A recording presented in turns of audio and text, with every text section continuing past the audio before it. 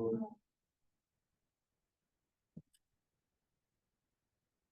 right, good evening. Guys, we're gonna get started.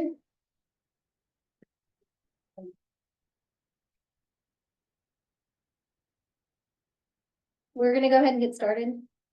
Thanks. So this is a public work session for planned unit development. This one's called the Sheep Mountain Planned Unit Development, or PUD. I am basically just gonna be in charge of recording. This is not a public hearing. There's no actions being taken. Nothing is formal about this. It's just an opportunity for you to ask questions and voice your concerns to the developer that has brought us this proposal, and for them to have a conversation with you. So it's really whatever you want to bring up. I would ask that everybody please be civil. Last time we did this about a month and a half ago. It's a brand new process. Everybody was very, very civil and polite, and I really appreciated it. I would just ask, and I'm sorry because it's a little more formal than I would like, but if you want to speak, if you just come up here to the podium or around the podium if you want, because we don't have a microphone, this little disc on the table is what's going to pick up your voice, and I'm recording this meeting so that anybody who is interested and is not able to attend this tonight can go to our website and click on it and watch this meeting and listen to the discussions and the questions and the concerns. So I am going to turn it over now to the developers. This is a team. There's a team of them, and they'll introduce themselves, and they have a presentation showing you kind of what's going on, and then I'll let you guys take it from there. Sounds great. So maybe some quick introductions. I'm Scott Frymouth. I'm with Aspect Architecture. I'm Sina Sayedian. I'm also with Aspect Architecture. I'm Crosby Branch with Boundary. Garrett Schultz, Headwaters Engineering. I'm Catherine Daly. I'm with HRDC. I'm the Park County Housing Coalition Program Manager. Are we all speaking loud enough, by the way? Maybe a little louder? Turn it off mine. And turn it out. Let me share the screen. Okay.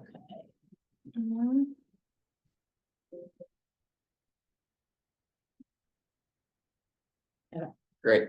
Thank you for being here. It's exciting to see some community involvement. So the Sheep Mountain Residences is a proposed affordable housing project located on the northeast side of town. We were approached by Boundary Development, who is seeking some true LIHTC affordable housing credits to fund this project. We're really excited to work with them to bring some much needed affordable housing to this area. So a quick introduction to the team. You met us. Boundary Development is the developer behind this project.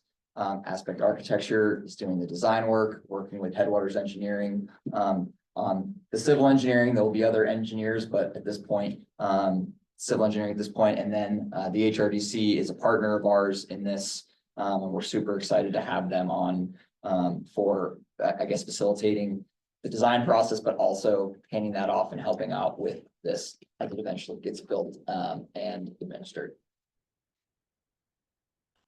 So this project is located north of the tracks on the northeast side, just on the corners of Brookstone and Miles Lane. Thank you.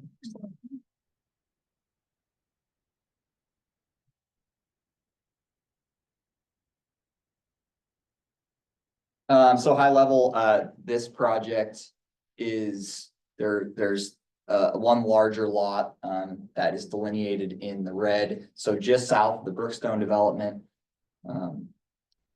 this is two buildings that are being proposed, two 3-story buildings. Approximately, sorry, I need to read this. You're good. Buildings are approximately 45 feet tall. There's 24 units to each building for a total of 48 units.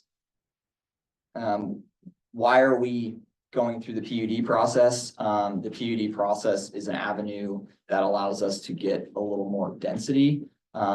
As you might imagine, these affordable housing projects are pretty lean. Building costs are higher in our area. And so going through this PUD process allows us to get a little additional density by way of an incentive by providing affordable housing. And I think one thing I want to just line out is that we're really seeking that additional density, which means 9 more dwelling units than we would otherwise be able to create on this site if it were not in the PUD. We are not seeking any additional height or really any other additional relaxations at this time. We're really just trying to maximize our unit count so that we can get that cost per unit down and deliver an affordable but dignified project.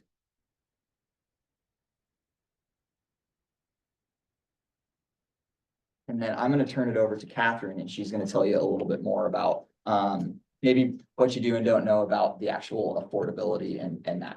Yeah, so that was great, Scott. There are a couple ways that we're trying to make this project work, and one of them is by utilizing the city's fantastic planned unit development ordinance, which, as Scott mentioned, provides incentives when you are creating homes for folks of certain incomes.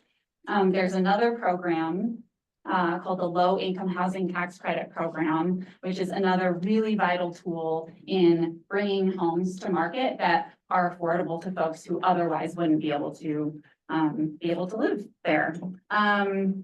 So this Low Income Housing Tax Credit Program is frequently referred to as LIHTC. And this is a federal program created under the Reagan administration, and it remains the nation's largest resource for subsidizing the construction, acquisition, and rehab of affordable rental homes. And for this reason, and you might have seen this if you're familiar with the 2022 Park County Housing Action Plan, which was adopted into the City of Livingston's growth policy a couple of years ago. For this reason, LIHTC is listed in that plan as the first of 12 tools to address our shared housing challenges. It's because it's that powerful. So this program works by providing tax credits to investors with large tax liabilities, often like financial institutions, banks, insurance companies. And in exchange for a decade of tax credits, this property that's built using this mechanism must be affordable for and rented to households earning a certain income. The LIHTC program requires that the property remain affordable to households earning that income for 30 years. Next slide, please. So what is that income? You're probably wondering. Well, it can vary from project to project, but for this project, the highest amount of income that we're trying to target for a household is 60% of area median income. So who has heard of that term before, area median income? We've got one person. Great. So this is basically a threshold that's set annually by the U.S. Department of Housing and Urban Development to help folks across the nation understand their housing affordability needs and help target federal subsidy programs like LIHTC, but there are other programs too. So they'll set like a median household income for Park County. And that means that sort of half of the households in Park County are earning more and earning less than that amount. And so for this project, we're targeting people who are earning 60% of that area median income set by HUD. That number is updated annually. Typically it goes up. But for this year in Park County, a single person household, so someone living alone, earning 60% of area median income is making roughly $42,000 a year. That translates to roughly $20 an hour. Has anybody seen signs around town advertising positions at roughly this rate or some of the other hourly rates on the screen? I'm seeing some nods. Yeah, I can think of some too, right? So those positions are some of the folks that we're trying to target. So next slide, please. So here's a little bit of what we know about the need for these homes. You might have seen this slide before if you've seen me present on our work plan, but 30% of Park County's households rent. And since we know that roughly 18,000 people live in Park County, that's roughly 6,000 folks. The average renter household size is a little less than 2 people, and their median renter income is just under 48,000. So half of renters earn more than that and half earn less. So about 3,000 renters earn more and 3,000 renters earn less than 48,000. In March, I estimated that our median rent across Park County was perhaps conservatively just under $1,600 a month, which is nearly $400 a month more than the median renter household can afford. So you might be wondering, how do we know what somebody making just under $48,000 a year can afford? It's through this rule of thumb that the U.S. Department of Housing and Urban Development has created that has since been validated by researchers. So basically, you don't want to be paying more than 30% of your monthly income on rent. If you're paying more than that, you're considered cost burdened and your housing is no longer unaffordable. Or your housing is no longer affordable. Let's see, current rents, I think the takeaway is that current rents are not affordable to at least half of all of Park County's renters by hundreds of dollars a month. Next slide, please. So if the market isn't serving these folks, where will they live? And if you recall from the previous slide, 60% of Park County's area median income is just over $48,000 for a household of 2 people. So we expect there to be a significant share of Park County's renters who will be eligible to live in this proposed project. Now, before I turn this over to the rest of the development team, I just want to make a couple more points, highlighting a few findings from Livingston's downtown master plan and its companion housing study. Was anyone in here part of that process for those studies or familiar? Okay, sweet, a couple people, great. Well, I'll give you some things that stood out to me. The study was completed last year by some consultants, and they estimated that Livingston will need 85 new homes a year to keep up with our demand. And the study adds that a large share of this demand will be for multifamily housing of the kind that we're proposing. Next slide, please. Another interesting finding from this study has to do with Livingston's economy. So the authors identified retail trade as our second largest and fastest growing industry, which employs more than 600 people and added 177 jobs in the last 12 years or so. It also reports that the average wage of someone working in this industry is less than $40,000 a year, which again, if you go back to that second slide I show you, is less than 60% area median income for a single person household. So again, I'm sure you can think of other jobs in different industries in town where employees are also making these kind of wages. I just wanted to point out that to support our fastest growing economic sector, and of course these other sectors, we need to provide affordable homes to the workers who power them.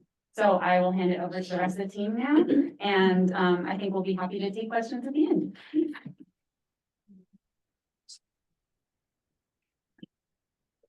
Cool. Thanks, Catherine. As I mentioned, I'm Garrett Schultz with Headwaters Engineering. I'm the civil engineer for this project. It's a fairly tight site, but not super complex. It's 1.02 acres. There's already existing water and sewer in Brookstone Street. So these 2 buildings will be served by extensions of that existing infrastructure. We won't need to extend the mains. There'll just be a 4-inch service, water service to each building, and then a 4-inch fire service to each building. There's existing fire hydrants already on Brookstone. Each building will be sprinkled. So fire protection is going to be great.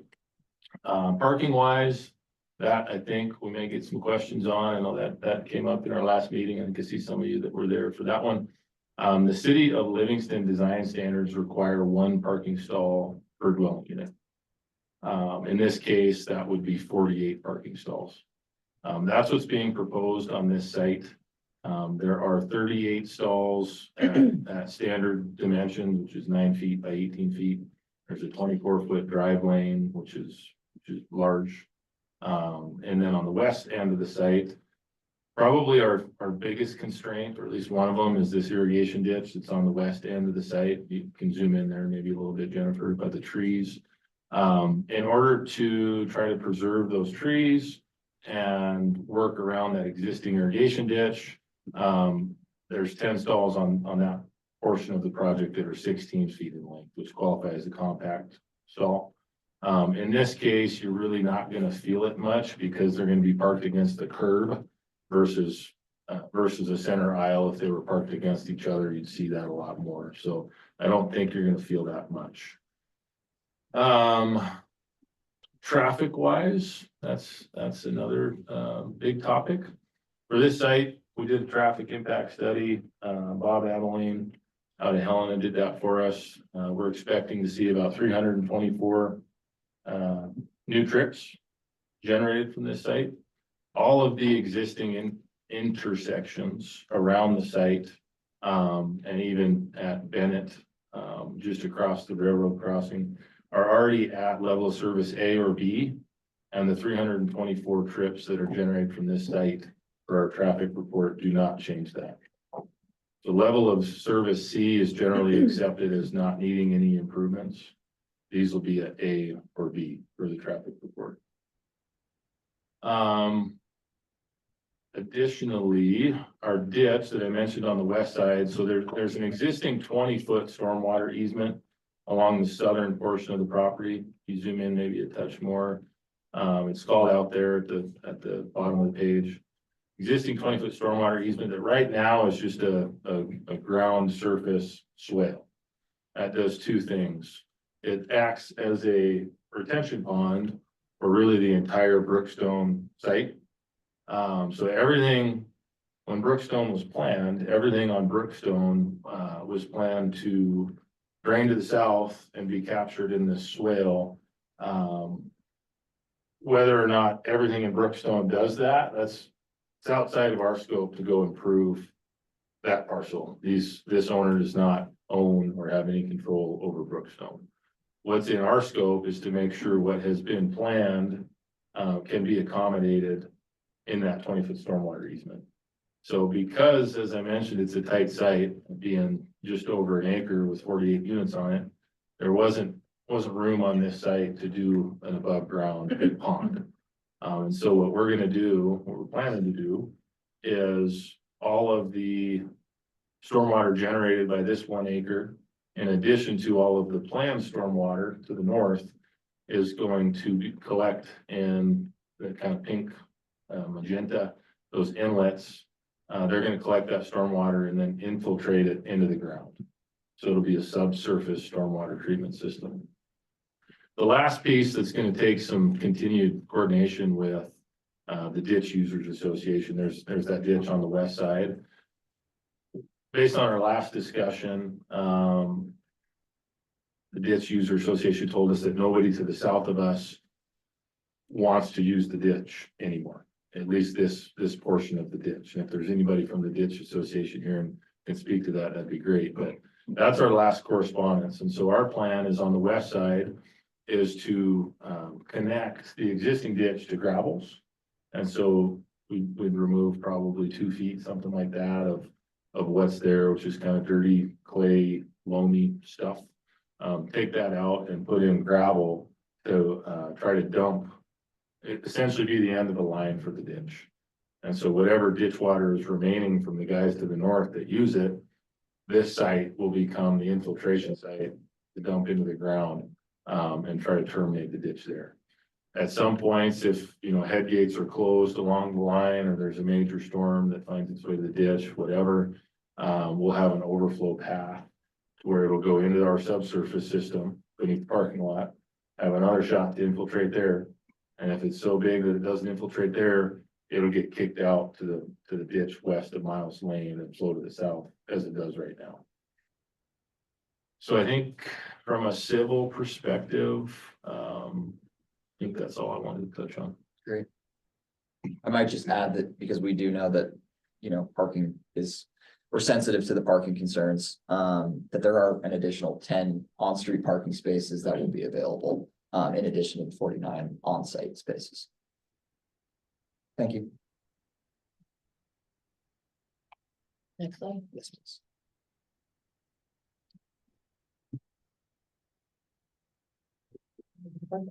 There we go. So I guess just to show you a little bit about how kind of the massing and how this all shakes out. These are what we call jellies. This is a diagram. We promise the building is not going to be big, bright colored blocks. But this just shows you how we're basically planning on two mirrored buildings. So these buildings would be, for lack of a better term, identical. I'll talk a little bit later about how we're trying to break that down aesthetically. It would be identical in program in the sense that the unit count would be the same. The main difference between the two buildings would be probably a different amenity space that we're still kind of working through on either building. So currently in one building, there would be a shared laundry and kind of lounge space for the tenants. And then in the other building, there would be some additional gear storage where people could store toys, bikes, etc., things that they're probably don't have the opportunity to store as well in their units just because we are targeting some more compact units. So the way that shakes out is there is 16 one-bedroom units, 6 two-bedroom units, and 6 two-bedroom units and 2 three-bedroom units per building. And that unit mix, which is really geared towards the smaller units and the lesser bedroom counts, is really driven by what Catherine's feedback on what we need in this area, which is that lower bedroom count. However, we do want to provide the variety and we do want to be able for this building to serve multiple family situations and needs. Next slide, please. So at a really high level, these buildings they're 3 stories and they are very akin to what you've probably seen around, which is these units will be served off 2 separate corridors within each building. Each corridor will have 4 units per floor off of that kind of central stair and corridor.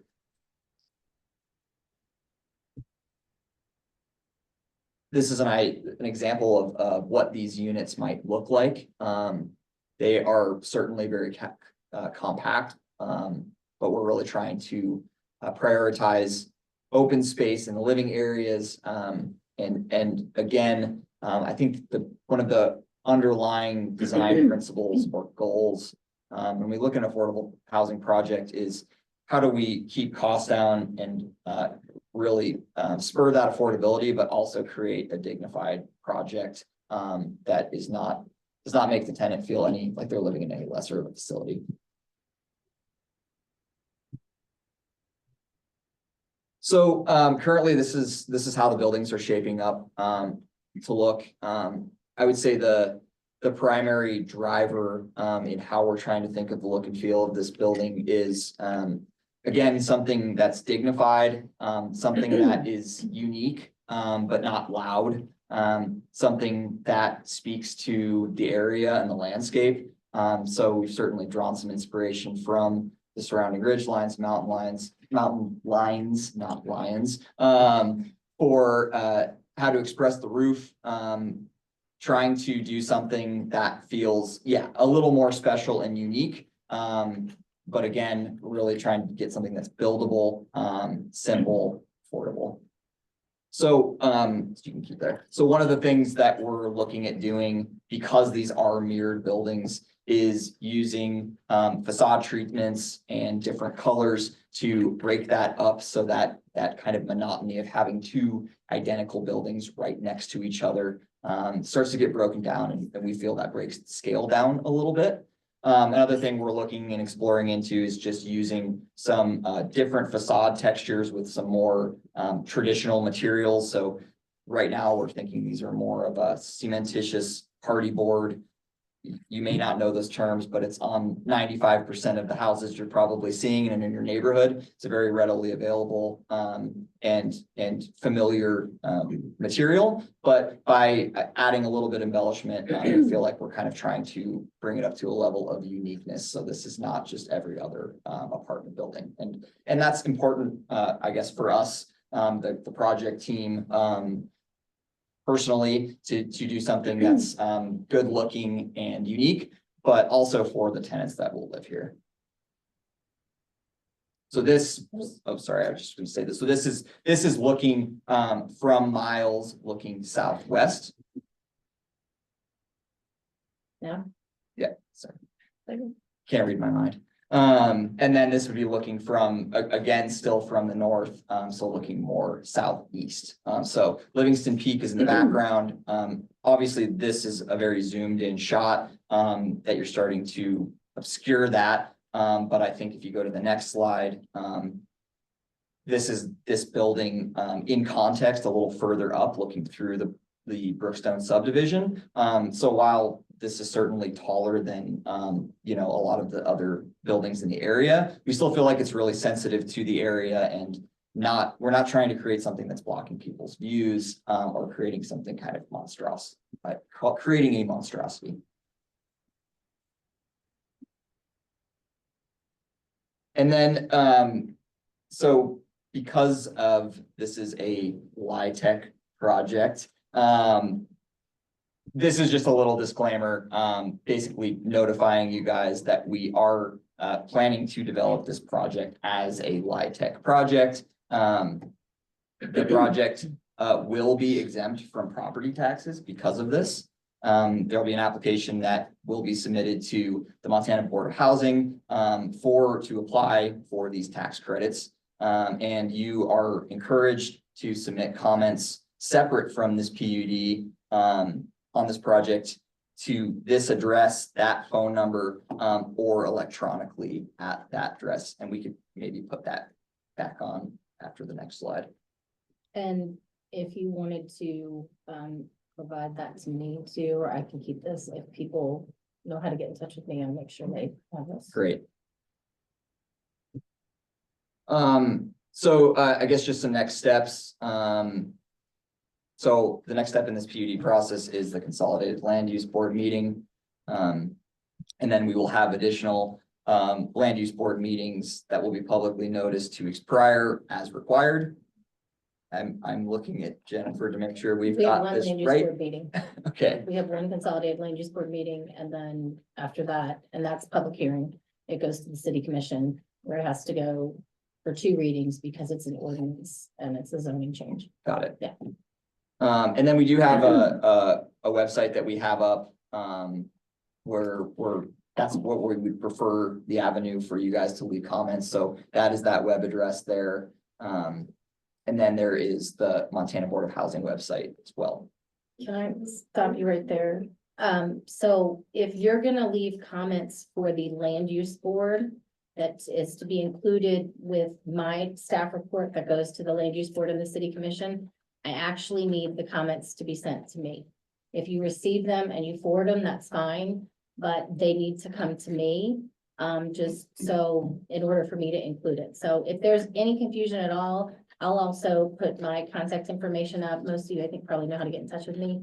I can explain it, but yeah, I do need anything that's gonna be included in the packet for our public meetings to come to me, even if you forward it. Yeah, and just to be clear, that is our plan to Okay, basically forward everything, Okay. you know, through that avenue to you. thank you. Is that it? That's it? That's That's it. 18. Yeah, just a couple of comments, like I'm, one of the developers behind it, like these guys are talking because they're kind of professionals making the whole project happen. A couple of things is one, we've been looking for a site to do an affordable project in Bozeman or in Livingston for the last 4 years. It's really hard to find a parcel to do affordable housing here. Zoning restrictions, water, access, density requirements. It's just a really hard place. We're really excited about doing this site. I know parking is a major issue, so we're also going to provide a large bike room in there. So if people want to use bike access, they have that. We're also in discussion, and we've reached out to Wind Rider Transit about having a public bus station there that can stop there to have access the residents to go through, you know, to have transport to town and not. Additionally, when designing the units, we really wanted to like understand what the community needs were. We thought that smaller units with like single 1-bedrooms was a larger need than the bigger units. There's a larger senior population here that's been displaced. A lot of you see between the growing resort activity, tourism, second homes. You're seeing that displaced. We really wanted to focus on like what the community needs. We just want to come here and like, hey, let me just build something to build something. So that was a big advocate, or thought process we went through on this as well. One other thing about LIHTC too, this is federal tax dollars that, like, when we get them allocated to this project, it's not tax dollars that we would ever, that this community would see. So it's not like tax dollars that we're taking from the local residents, from, you know, this is federal money that gets allocated to the Montana Board of Housing and then gets dispersed across the state. So we get this money, it's actually new money coming into Bozeman from, or to Livingston, apologies, from around the area that helps build these types of products. Without that, these products are not financially feasible. Unfortunately, like, we live in an area where construction costs are very high, labor rates are pretty high, and you just can't build these projects without them, or else they just lose money every year and banks won't finance them. You can't get money for them. So that's how these projects are made possible. So I think the big thing about LIHTC is just understanding that, like, that money is tax money, but it's not money that would, this community would ever see with regardless. And without it, we wouldn't be able to build these projects for the community. So that's just a couple of comments I wanted to add on kind of clarity, but happy to answer questions. And we're excited about the project. I understand everybody, when you see new buildings come to town and they're bigger and larger, it is a concern. People don't like change, but I've been in this community since '97. Been coming out here, I've seen a lot of change, and like businesses have a hard time hiring. A lot of it has to do with housing, you know, the senior community is getting displaced. Housing's a major issue, and it's very tough to build in these small towns. So while change is tough and things, you know, are changing, like the population continues to grow really quickly, housing continues to be a scarce resource. And we hope that you guys can find support in this. And we hope it's viewed as a good, valuable community add, not a, you know, a disruptive money grabbing development, because it's not what it is. So anyways, that's all we have to say. Before you take questions from the folks that have come here, can I just ask for some clarification? You did mention the bus stop, and I know you've mentioned that to me before. That bus stop, is that going to be, if that comes to be, other people can use it, it's not just for Yes, community yes. residents, So we, right? you know, Wind Rider Transit is a nonprofit, right? So we have to reach out to them. We talked about funding structures for how to get a bus stop there. That would come, and that would be a new route on their things. We would personally fund that new stop for a certain period. That's how the transit gets there. And then it would be open to everyone. So also the communities, the neighboring communities, you know, for half a mile from any wellness center like that, will have one where you can walk, you know, that. So yeah, it wouldn't be a private bus stop for Yeah. this. Yes. Thank you. Yeah. This is pretty informal, as I said, so if you want to if you don't want to come stand up there, if you could just speak loudly so that the recording can get it, yeah. I just have a couple questions. Okay. I live in Heritage Court condos. And one question I have is you never mentioned insulation or noise reduction. And to me, this is the biggest concern I have now, because you hear the train, it goes all night, you hear trucks and stuff. And then in the daytime, we have children and animals, dogs, basically. But anyway, so the noise reduction is a big issue. I mean, and then the other thing is there's no public bus system here. There's a bus, it's called Wind Rider, and it stops only at certain places. You cannot always walk to those places because it's far away. And then there's Angel Line for the older people. I know there's really no transportation, and every place in my unit has at least 2 or 3 cars. So again, that's a basic thing. And but the noise reduction is a big thing, and the insulation, because it is cold here. And you have to have the heat on all the time. And then there's no air conditioning. Then it's just beastly hot. And those are, I think, my main concerns. The car problem too. In some places, the developer has to provide additional roads. Like when I lived in Seattle, they had to provide additional roads or additional schools too. So, I mean, this is a major thing, but I don't population of the children in school, I don't think is that large and probably wouldn't get that large. But the transportation with the train, going to the other side of town and so forth. Yeah, but mainly the insulation to the big issue of noise reduction. Yeah, I mean, I can speak to that. So, you know, we have certain building codes and energy codes that we are required, you know, by law to build to. I will be honest with you that in projects like this, we are typically not going that far above and beyond those requirements simply because it's cost prohibitive. But that is something that is very important to us, and we are always looking for ways to prioritize that part of the building and trying to be better than the standard in that regard. The modern windows, I can't speak very intelligently to your specific situation, but I will say modern windows that we'll be using are going to help with some of that sound attenuation. And then I would also say this project will actually help neighbors up the hill, possibly even more so in this building, in the sense that this building will act as some mass and insulate them from some of those noises. And I think as far as the transportation aspect of it, we hear you loud and clear. And I think that is why, while we don't know for certain if we are going to be able to get Wind Rider up here, that's something that we're actively looking at, because we do feel that adding public transportation to this area of town would be a really great benefit, not only for this project, but for this neighborhood. Yeah, and just, I think one thing to comment on, I think I may be correct, but I think your building was built back in the early 1900s. Is that correct? Was it built in It 1920? was just built 3 years ago. Oh, okay, never mind. I was Those there. condos. Oh, okay. It was just finished 3 years ago. Okay, I apologize. I was looking at it. I thought it was built. I was gonna tell you. The noise is unbelievable, the noise level, and I didn't realize you could hear the train so much, because I lived on the east side of town before, and it is really something. And then the space for the children to play, because on my street, the children cannot play outside, so they have to run inside, you know, because children need to move and stuff. And you could hear the children running all day.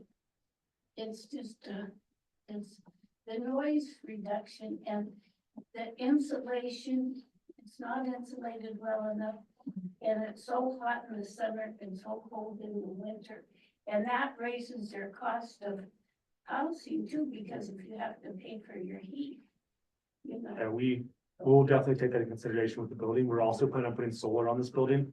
So that will be a very help every resident there, because we understand energy costs is a big thing. So if you are blasting your heater, we are putting solar on the buildings to help bring down the utility costs of the residents. There's no place for children to play outside. Yeah. Absolutely, none right now, because nothing's fenced, nothing's enclosed. And it's really dangerous. And there's so many cars coming down the street and people walking in the street too. I was kind of surprised about that. Thank you. Thank you. I'd like to make a comment. First of all, I really welcome this. I'm grateful this is beginning in this part of town. I think it's a nice transition into the kind of housing eventually we'll have now that we've cleaned up the carcinogenic plume near the wellness center. So I think that's where Livingston can grow intelligently, and affordable housing is just welcomed, and I commend you for doing this. I have run rental property. My grandfather built the Grable Hotel in 1908, and for a long time it was affordable housing. The concern I have, which is not your concern really, is 95% of every inquiry I ever had at my place was for Bozeman. And we think we're helping Livingstonians in affordable housing, but that's a real consideration, because once affordable housing starts to grow here in Livingston, then Bozeman moves over and takes our affordable housing away from us. And it does. And sadly, I would kind of cleverly, I would tell them how terrible that pass was. Pretty consistently. And I would like you to do that if you wouldn't mind. It's Well, I don't true, know if it Tricia. helps. It but- is true. Yeah, I know. We are building 96 units in Bozeman as well, so hopefully we'll keep those residents there and we'll keep your residents here. So we'll do our best not to bring the Bozeman residents. Our costs keep going up. Yes, Send no, them over here, and it balances out, and we just keep doing this. But we don't have the diverse economy that Bozeman has, yes. so it becomes harder for us. But I just wanted to tell you that I was on the city commission when we began to first get water and sewer into that area. And I'm just I just wanted to say thank you. Well, thank you for your support. We really appreciate it. Thank you. I know I said I was just gonna record, but can I ask Catherine a question about, because Bozeman is in a different county. Yes. And so could you speak to that as far as the AMI for us versus AMI? Yeah, I was gonna chime in on that, and that's, no, that's great, Jennifer, that's a really good point. So, Patricia, I think you probably have heard me talk about area median income before, and we talked a little bit about that at the very beginning of the presentation, and those are income thresholds set annually by HUD, and those income thresholds are specific to different geographies. So we have our own area median income levels, and Gallatin County has its totally different ones that are actually quite a bit higher. So this development will target folks earning 60% of Park County's area median income, which for a single person household is what, like $42,000 annually. And I don't know what it is in Bozeman. I It think could it's like probably. 67 in Bozeman. Yeah, so like somebody in Bozeman who would be considered 60% of area median income over there wouldn't probably not qualify to live in this development. Checking that on pretty close, somewhere around that range, significantly higher. Yeah. Yeah, and it has been significantly higher for years, and I don't expect those things to come close or equalize anytime soon. So yeah, to your point about us sort of collecting residents of Bozeman that have been displaced by their housing market, that the LIHTC program and its requirements for us to serve people of certain incomes means that we're protected, we're insulated from that. Thank you. I had advocated for a PUD in 2004. I know, you've been working on this forever. I had a question. How many of these other units, you said you're building one in Bozeman, how many have you built in Bozeman already that are, or is this the first time? This will be the first project that's going up being constructed right now, which we're also with the same architect team. We're also with HRDC on. That's the first one that's being constructed. And this will be the second one. So technically there's two buildings in Bozeman. This will be the third one. I've been involved with, 3 other projects, outside of this project team that have a similar LIHTC funding, that are all in the ground and operating really successfully. In Bozeman? So one is in Bozeman, Tell me what one the name of is that one in, is. it's Arrowleaf Perennial Park. And then there is one in Missoula. I feel like they changed the name of that one. Can't miss it. It's a big, bright yellow building. It was just called the Mullen Apartments when I worked on it, but I think they've since changed the name. That's okay, I can see. Maybe had But a- this would not be a big bright yellow building, just. Yes, just to be clear. Yeah. So I personally worked on that project, when I was at a previous employer. And then my other question that I was, with HRDC, we work closely with you guys. And we know that Bozeman has different funding than Livingston and the whole sister and all that. Can you explain how this relationship between HRDC and this project has started, and if it's you that's supporting the one in Bozeman, or if it's someone else? A little bit about that relationship and maybe how it started. Oh, sure. So our HRDC's community development department, partners in a lot of different ways with a lot of different entities, including, housing developers who are pursuing low-income housing tax credits to create new rental developments. So I'm part of the Community Development Department, but I work under Lila Fleischman, whom you might have met as part of the 2022 Housing Action Plan process. And my colleague Rick Simpkins is also part of that department. And then we have a construction manager named Andy Ferguson. So Lila has actually worked with Crosby before and Boundary on their, and Aspect on their North Seventh and Aspen, or is it called Midtown Aspen? Midtown Aspen, LIHTC development over in Bozeman. So she was the one who was sort of like representing HRDC in that process. LIHTC credits are, sorry, that was redundant. I just can't help myself. It's like ATM machine. The Montana Board of Housing awards low-income housing tax credits with a bunch of different criteria. And one of the ways that you can sort of increase your application standing is when a developer has a nonprofit partner. And so in that development, Midtown Aspen, HRDC played the role as sort of the nonprofit partner to Boundary Development, which is the primary developer. Do you have Yeah, anything else you and want more to say? importantly, I think like our company is very small. We're not set up to vet the tenant's application process. Mhm. So HRDC will manage every tenant that gets applied. It will go through, make sure they set the standards to be able to come and be applicable to this, so that we are following the federal guidelines for who should be eligible to live in this property. So that's a huge advantage of us having them there, because they'll manage the whole tenant application process and the tenants once they're in there, to making sure that we're not renting to the Bozeman AMI people, we're renting to the Livingston AMI. We're making sure that people are income eligible to live in there, and we're not renting to people that, you know, are saying they just want affordable housing. It has to go through a strict process. So that's really one of the main goals of having a part like that, because our group isn't set up to be able to, you know, do that. I have another question, of course.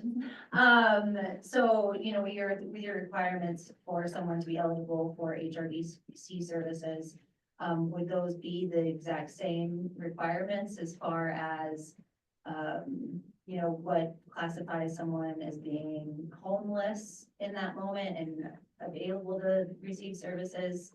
Like, will the same requirements and eligibility requirements be the same for what services you provide now versus in order to be eligible to be a tenant? This tenant, there's one eligibility requirement, it's that you meet that income threshold. It has nothing to do with HRDC Okay. requirements, so yeah, so it's So they not don't need to be an HRDC client at all. zero, no. No, It is, it's just like, do you make this amount of income or less, and you can apply for the building. If you make this amount of income or more, you cannot apply for the building to live there. They will just help manage the applicants coming through. But no, and there is strictly prohibited for them to take preference to HRD clients, and like that is not allowed either. So there's no preference treatment. If you go through an application process, and she can talk more about that, but there is, yeah, it's just because they do have other organizations that do help low income residents, that's not spill over into this development. I know with some HRDC housing programs, they have paperwork that they continuously like turn in, they show, you know, their proof of income. So that they'd just be regular tenants. They wouldn't have to continue to like, what would that be like as far as paperwork goes? Would there be some hoops to jump through in order to be a tenant for this apartment versus just a normal apartment? Can you speak to that at all? Do you? I mean, yeah, you would, it's not like a normal apartment because you would have to go through the income verification process. And then to would that get be like continuing into the to apartment require initially. resident tenants? Annually? Yeah, Annually. yeah, annually you have to go through. I mean, it's a federal program to apply for this with federal money, so with government things, it becomes a little more complicated sometimes. So, Yeah. but that is also ensuring that you are getting appropriate tenants in the building. And that, you know, someone that might have been appropriate tenant one time and now makes a lot of money isn't able to stay in that building and becomes eligible for someone who needs it versus someone who just wants to stay there to save some money. Okay. And then my other question is now, right now in Livingston, kind of what do you see who's on your waiting list the most? I can't speak to that because I don't manage our wait lists. But I can tell you that we have wait lists for each of our properties that exceed 20 people, like for each property. So, yeah. Okay, and so to get that information as far as like the type of families, as far as single, 2 kids, 3 kids. Are we allowed to divulge that?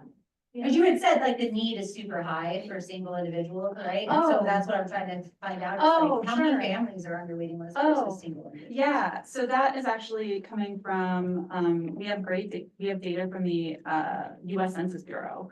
So the American Community Survey publishes 5-year estimates annually. And we know that from their most recent estimate, there are more than 2 single-person households for every studio and 1-bedroom home in all of Park County. So we are severely undersupplied as far as. Undersupplied, but as far as the need goes, is there a way we can get access, like, just a general idea of like how many people are on the waiting list that have a couple kids versus how many single adults there are? So I can speak to that, so each property has a different wait list, and, the answer is, only 2 bunch flats is the only property that we manage that actually allows families. So Right. we wouldn't have families on a wait list for a property that is for a single occupancy, right? So it's not apples to apples in that sense, so the only property that we participate in Park County that has family and accessibility is 2 bunch flats, so I can tell you how many families have it. No, yeah, no, I know, and that waiting list is usually pretty long too. Yeah, I Yeah, know let that. me also kind of, and correct me if I'm wrong here, but just because it's a 1-bedroom unit, doesn't mean it's restricted to 1 bedroom. A family could technically live in that unit still. if they Okay, so wanted. that's It where would be- my other thing it goes, would is be- because with HRDC, if you have, you're not allowed to share bedroom, like kids aren't allowed to share, you're not allowed to have 2 or 3 That's kids. the section in 8 per bedroom bedroom. requirement, so that has nothing. So to that do with won't be- HRDC. Okay. That's people who are on a housing choice voucher, who have a rental subsidy for their apartment, and that's a federal program requirement, that has nothing to do with HRDC. Justice, that's the federal program requirement for housing choice voucher, they dictate how many bedrooms a family can have, but we don't have any choice in that.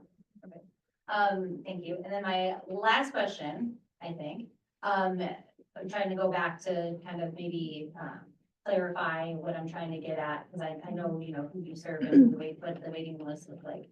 But as far as, community members that come in need, right, like, what's that look like in Park County? Like the people that come to you and say, hey, I'm homeless, are you seeing more single individuals or are you seeing more families? So, much more single individuals than I'm talking about that are homeless, right? And I think this development isn't necessarily targeted at people who are homeless, it's targeted at working families. Working families is what this is targeted at. Correct. Well, it's You have to targeting earn- working community members. Working households. Yeah, working households, and like, right, we have a number of 3 bedrooms, we have a number of 2 bedrooms. we have- Right, I think it was like 12, 3 bedrooms, I think. What was- 3 give- bedrooms. Yeah, give the whole. Correct. I Well, saw the picture, yeah. yeah, so there are 2 in each building. there are 4 3-bedroom units, is that right? And then there are 12 2-bedroom units. Yes. That's per 4. And the way tax credit development programming works, you have to have enough income to be able to afford it. To also qualify, so you can't make over a certain amount, but you also have to have a minimum income to be able to afford it. Bless you. Someone who did not have income would not be able to. Bless you. Thank you. Was it? 6. Oh, sorry. So it sounds like you're interested. My big concern is like that number of, right, like of 1-bedroom apartments. And the amount of families that we see just at Aspen, because we do get, families that come to HRDC and say, I don't have any domestic violence, but HRDC couldn't help me, can you help me? Right, and we see that a lot, we put a lot of families into our safe house. And we refer more families, I think, than single individuals to HRDC. And so, yeah, no, that 1-bedroom number definitely. And as far as like the service industry folks, which is a whole nother population that we want to serve, right? A lot of those people, which I'm sure you already know, Sage Lodge, Chico, like they have housing specifically set aside for their staff. And those usually those single individuals, that are living in a roommate situation while they're working there for the summer or whatever it is. And so, we have some of those resources for some of those individual workers. I think just that huge number of one bedroom. I mean, it is what it is, and it's great that it's being built, and it's better than nothing. Just the number of one bedrooms, seems like it's not served, like it's very imbalanced, I guess, is what I'm getting at. Yeah, and that's not a question, just a statement. Yeah. Real quick, I just want to make sure that we have a couple people online. I just want to ask if there's any, buddy online in the Zoom meeting, that has any comments, if you want to just take yourself off mute or questions. I think there's just a couple of you. Okay. No question, okay. All right, thanks. I just want to make sure. Oh, so we can continue with the family conversation tonight? Is that, we can go back to that? Can we go back to that for a minute? Just the amount of family, like the amount of families that are in need in Park County. I don't foresee us necessarily needing to build schools because we have one and it's shut down. But it just, like, who do you see taking up being the tenants for those one bedroom? Yeah, I mean, I can think of one person I spoke with last spring who was commuting from Big Timber and working a job in Livingston. And they said they couldn't afford to live in Livingston and couldn't afford to move here. And so. And that's Sweetgrass County, so we serve Sweetgrass County? Yeah, I mean, unfortunately for Livingston, this is why, this is another reason housing is so constrained here, Yeah, is you do serve Sweetgrass County. I mean, Park County, you know, we go all the way to, Big Timber, like, I mean, it's like you serve Shields Valley, you serve Gardner, obviously the part that's in Park County, but like, this is kind of the hub of this big area, so you have a very large surrounding area that you support, whether you want to or not. Like, unfortunately, Bozeman people still live here and commute back and forth too. Right, that's So what. so it strains everything, and like, we can't not, you know, tell people they can't live here, right? That's a part of like, well, I understand your point of like, we wish we had more family housing and we can look at that next year. Our stuff we did, like, we are still providing 25% of the units that could support families. That's 12 new units we're bringing.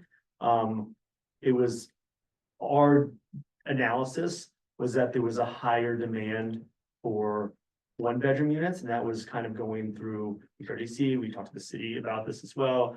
You know, there's a lot of, you know, seasonal workers here, or not seasonal workers, but like, you know, like people that work, you know, individuals. I mean, those one bedroom units could also service like single parents with one kid, you know, it's like that, you know, you could do that. So it's not limiting them, right? And saying, hey, you can't live in there. But yeah, I hear your point loud and clear. And unfortunately, there's a lot of different groups that need to be served, and I wish I could do them all at once, but it's like we're trying to get done what we can, and we hope that this is still, you know, can be a benefit to what you're talking about as well. I think the big concern is, right, like, we've seen how affordable housing has gone in Bozeman, and a lot of locals have that same concern that that's what we're gonna see, like this big beautiful thing, like the big white building that's affordable housing. I mean, I know it's not HUD and it didn't go through this and it's not that, but you know, it's not affordable to Livingston residents.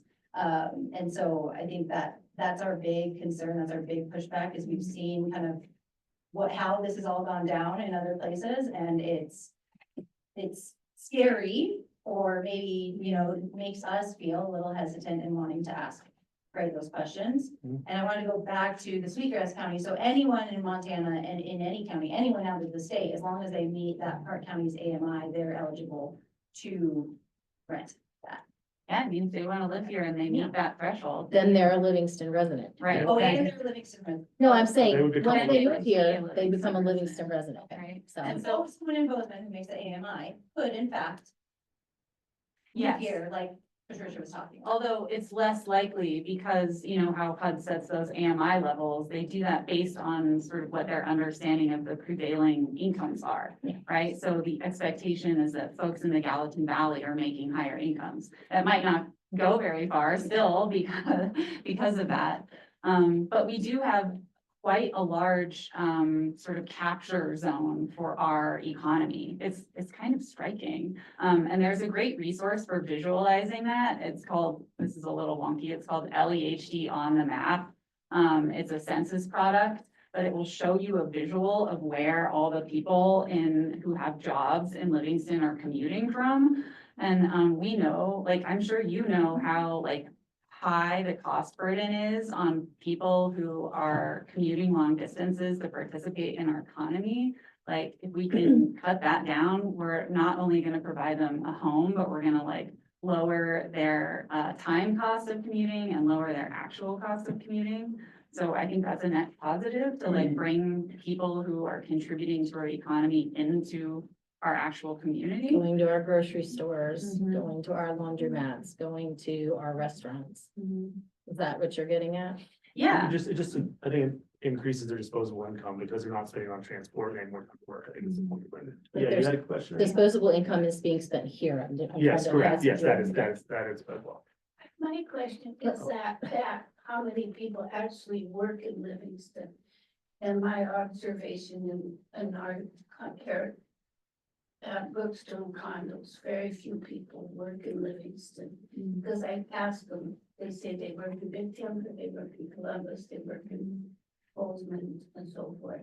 So what that means is the traffic issues that, and that's again, the railroad, it's the traffic conditions, and that's what creates a noise too.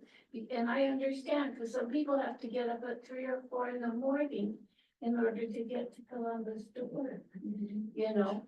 And because the walls are not very insulated, you hear all that too, and it's a valley, that's a valley there, and you hear every noise, every time a car opens the door, I hear it. And so that's why I say noise reduction is a basic factor. And then I had a neighbor with 2 children, but they had to move because there's no place for them to play. They can't go outside. You know, it's not safe. So that's. Patricia, did you? I actually I'm gonna be writing about this, but I am kind of concerned that HUD, when the bill, you talked about you not paying property taxes. And it's not that much of the budget to pay the property taxes, but what's happening in Livingston is our hospital, Miles Building, the Miles Building, but the hospital and the Sherwood are privately owned by investors. So they don't pay property taxes, so I increase my property taxes in order for them to have fire and police and sidewalks and everything else. The more we get these, the more my property taxes go up. In an economy which doesn't seem to visualize its potential. And our becoming a suburb of Bozeman would cost us a fortune. We must not be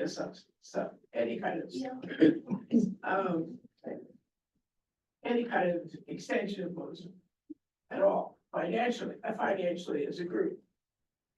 But the other problem is when you have someone who owns a Sherwood apartment, for example, an HRDC,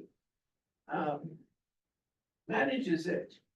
Then when they put $7 million into renovating the Sherwood, essentially that individual increased the value of his property at a public dollar, at the ostensible idea that we're helping with affordable housing. That's a real problem for our businesses. Our businesses are down 20% this year in downtown Livingston. 20%. So we are really, it's creating a hardship. That is, and I just don't see why these properties couldn't at least manage to pay their property taxes. The income this property actually makes, What? the income that this property makes, net of our expenses, if we had to pay property taxes, it would be losing money every year. It wouldn't be like we'd have to find some kind of other nonprofit subsidy. You wouldn't be making, I know how much my property taxes cost. And it isn't that much. But it's pretty significant to the community. Yeah,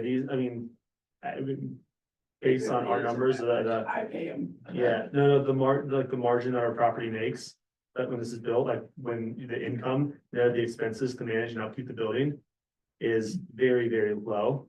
And if you were to add in the property tax rate, the property would be borderline break even. And which means if you had any like specialty assessments that would happen on the building, like need a new roof or you need to like replace siding or issues, then you wouldn't have the capital there. So like you would essentially, you would just need a slightly larger increase in rents to be able to make the property like economically viable from the long haul, not from the building standpoint, from the maintenance and the upkeep over the long haul. That's I've the been issue. maintaining a 19,000 square foot building for 25 years. So I kind of know the cost analysis of it.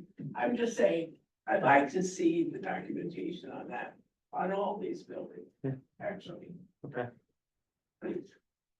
Because I think it's not that hard for these buildings to pay their property taxes and relieve the burden on the community as a whole, and especially our downtown buildings that are now down 20%.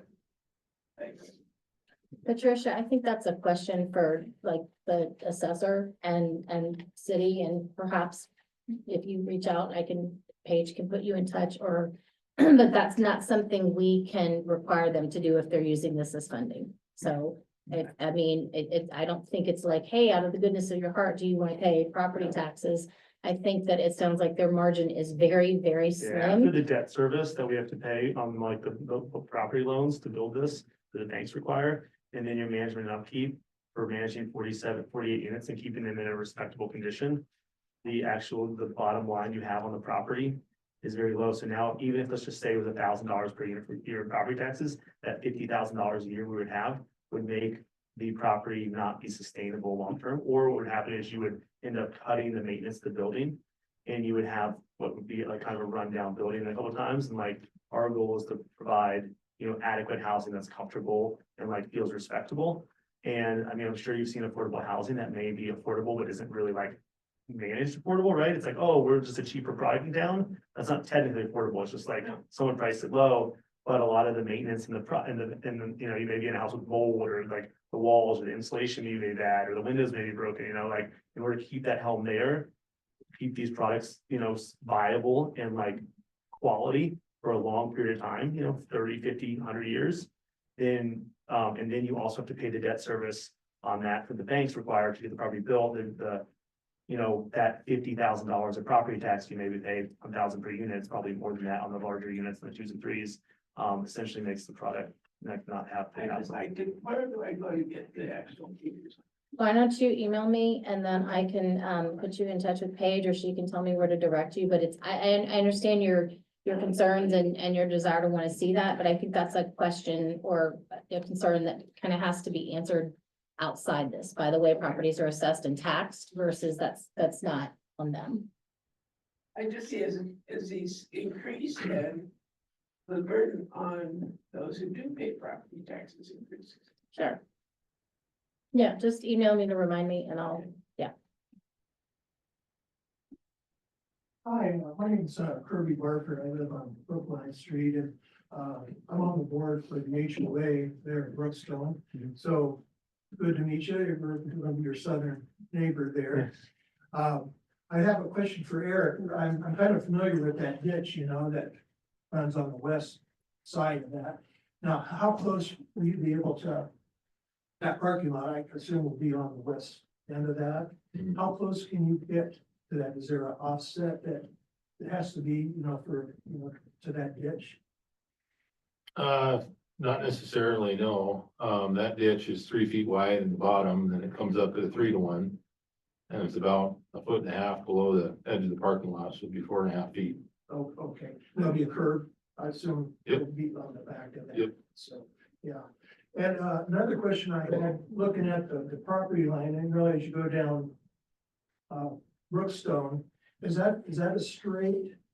The property line there straight right off the street as it goes to the west boundary, Where are looking you on the talking? looking on the real site there.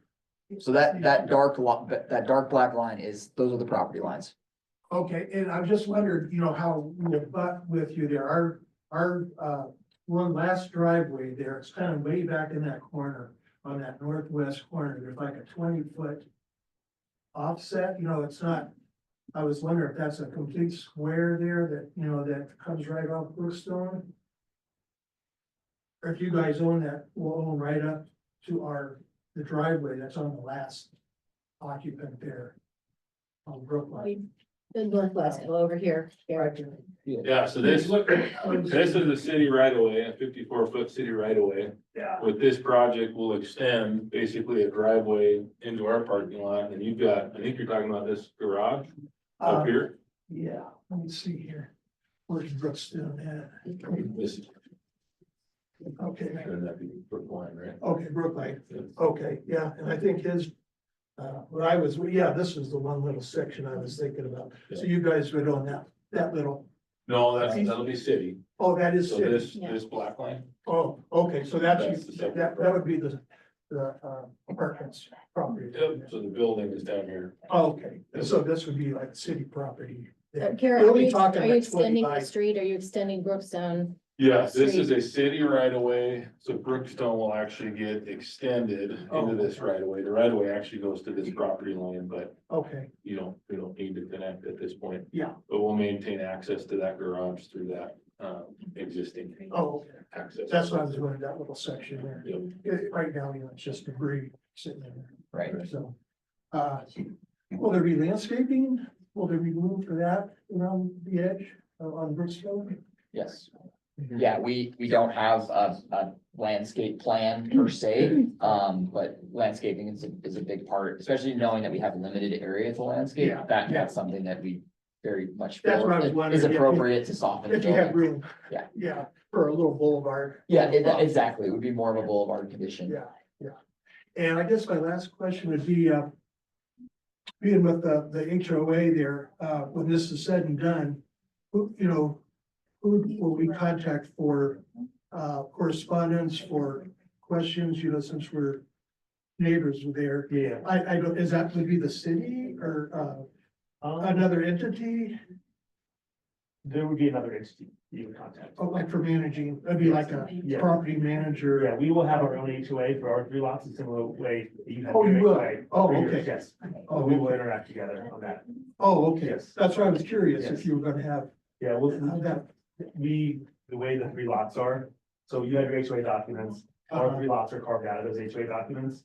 They're excluded from your HOA, but we are still in your, we would just form our own HOA. Oh, for our okay. 3, yes. Yeah, you'd have a board and would you guess? and Yeah, I assume. everything. Yeah, we would do everything that the planning CCRs require. Oh, okay, great. Thank you. Thanks. Thank you.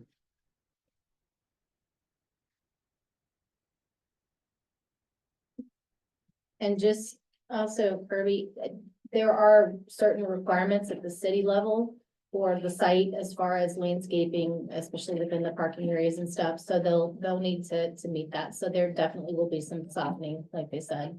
And in greenery, it's not gonna just be an expansive of gravel and concrete. In the process here, will we know then who will be the contractor down the line? Is that still quite a ways? We don't require that, but that would be up to them if they had that identified. I'm gonna guess possibly no, since you're still in the process of working towards those LIHTC credits, correct? Yeah. So the contractor, Contractor's way in the, Yeah, once we fully sign up a contractor, that will be, I'm sure it'll be in like the public documents in it. but- yeah, it'll be the building permit, Yeah, it is public we'll have that, record. oh, Yeah.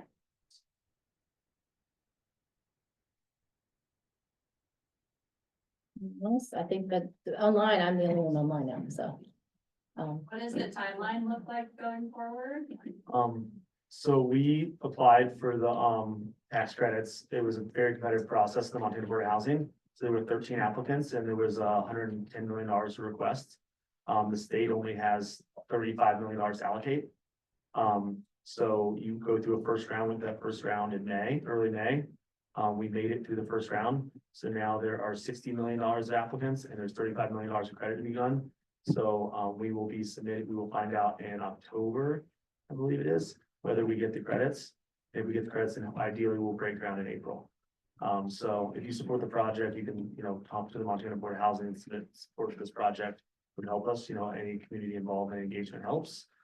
Because there is a competitive process where they allocate those state dollars between like Billings, Kalispell, Missoula, Miles City. There's a number of different projects that are to be with us, and we don't get them this year, we'd probably reapply next year. Am I correct? I think Grant mentioned, because I know Grant Gager, our city manager, went to speak on Yes. behalf of. There were two projects there- this year that submitted, Yeah, there were a Livingston, couple different and then projects. our project made it to the next round, the other project, Livingston, unfortunately did not. But my understanding from Grant after that meeting was that this is the first project from Livingston and since 2019, is that Yes, correct? correct. That's moved on to the next round. Yes. So that's how long it's been since we've had anybody competitively trying to put deed restricted affordable housing here, I think, which is before my time here, but yeah, that seems like a pretty big deal. And then, of course, you also see on your screen the next steps in the planned unit development process. So we're going through two processes concurrently. Yeah, the PUD process and the review will be completed before you would even get your take on whether you got the credits or not. Correct.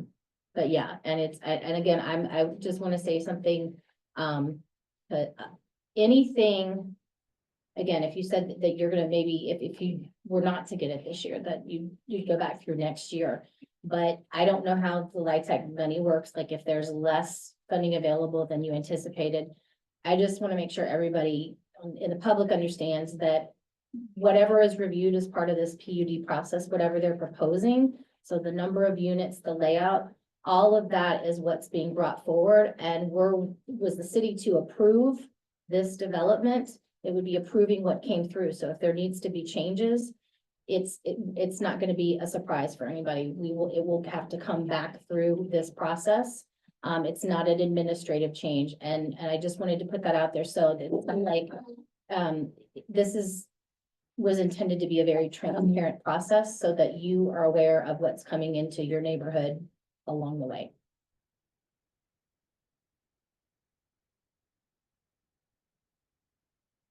Love it. It's only 6:52. Does anyone else have questions or comments? I just Jamie? have a comment on the tax aspect. So the Montana Board of Housing, of course, this is funded by the state. And so when, a certain amount of our revenue, of course, is allocated to that for these kinds of projects. And so when the state is looking then at the overall tax ramifications of that, they're already kind of looking at, how that will affect the bottom line as far as tax revenue. And so it's recognized through that we might not get that property tax revenue for a project like this. And so that's already kind of like understood, if you understand, if you know what I mean by that. So, and of course, anytime tax rebates or things, that's looked at very seriously by the state. Because we of course don't want to do too much of it, right? Because then services will be cut and so on and so forth. But I think, in general, what I'm trying to say is I think that trying to enable in order to, a project like this to happen, that's what the Board of Housing is all about. And they recognize then that the revenue aspect of the loss of that property tax is something that they are managing statewide with those kinds of revenues. And of course, it's just one little small component of a vast budget that we look at money in, money out. So, I think the loss of property tax, say, and remember, a lot of our property tax actually goes to the state, not to your cities and counties. It goes to the state, and then the state in turn funds education, prison systems, so on and so forth, through that. And so, it's just, I think that's what we're recognizing though, if we're gonna have projects like this, that, allowing that tax incentive be part of it is just part of the equation. If we're actually gonna get, low income housing. It's just something I think that is just one of many things that has to happen. And I could go on and on, that there are way other areas of our taxes that are coming and going. You know, whether it's our income taxes that are being given back or so on and so forth, that probably have a way bigger ramification in general than Montana Board of Housing's tax system or rebates or whatever. Just comment. Thanks. Any last thing you'd like to put out there, or, let me bring this up again. Okay, closed it.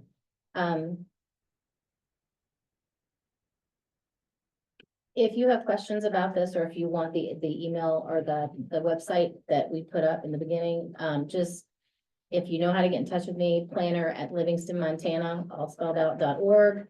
Or if you have my direct email, you can also call City Hall, tell me you would like to speak to planner, and I can get that information for you. I did not think to do this at the last PUD that came through, but I would like to put this on our website so that people can access this presentation along with the meeting that work for you. It's basically, this is information that is in the application that is on our website. It's just a condensed kind of clearer version, I think, than the 80, how many pages? 100 this some one? pages. 42 maybe? Yeah, that's small. Actually. Yeah, so if you just want the highlights, we'll have this on the website as well, the project page. Thanks, everybody. I really appreciate it. I appreciate the good questions.